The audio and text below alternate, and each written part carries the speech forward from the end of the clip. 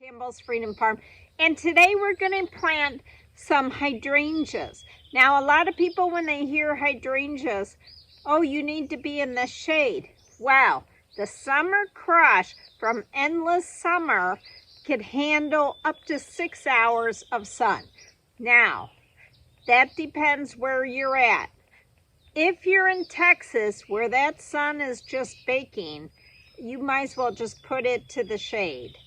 Now, I'm Midwest, so 4 to 6 hours, as long as it has lots of water. Now, what I like about the summer crush is it's just endless supply of raspberry colored flowers. Now, how do you grow a hydrangea?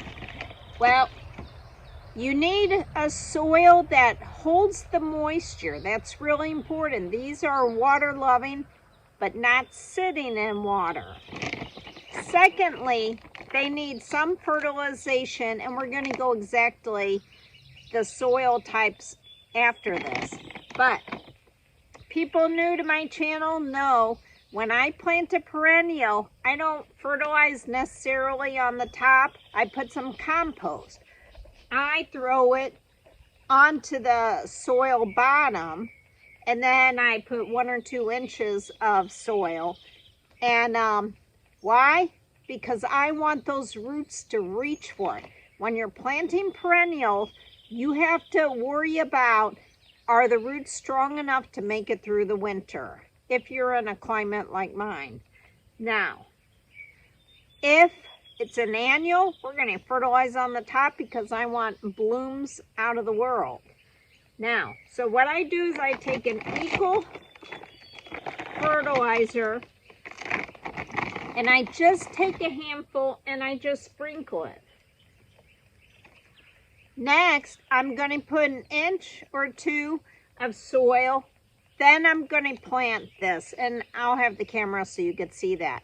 Now, in the soil, I need to get something that holds moisture, such as, peat moss.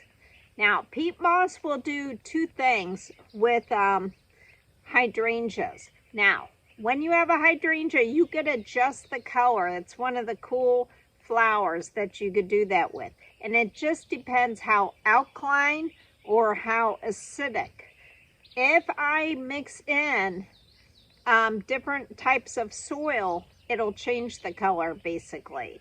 So peat moss is going to make it more acidic, and it's going to hold the moisture. I want that red raspberry look out of this, but I'll take any of them. It's beautiful no matter what. So let me show you what I'm talking about. First step, put the slow release fertilizer on the bottom level of the ground and then cover it with 1 to 3 inches of soil.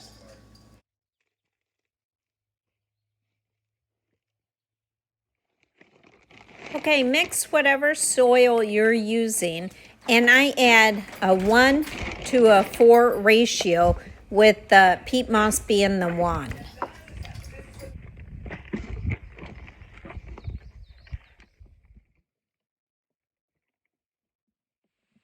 Okay, I put 1 inch of compost and then I cover with 1 to 3 inches of mulch.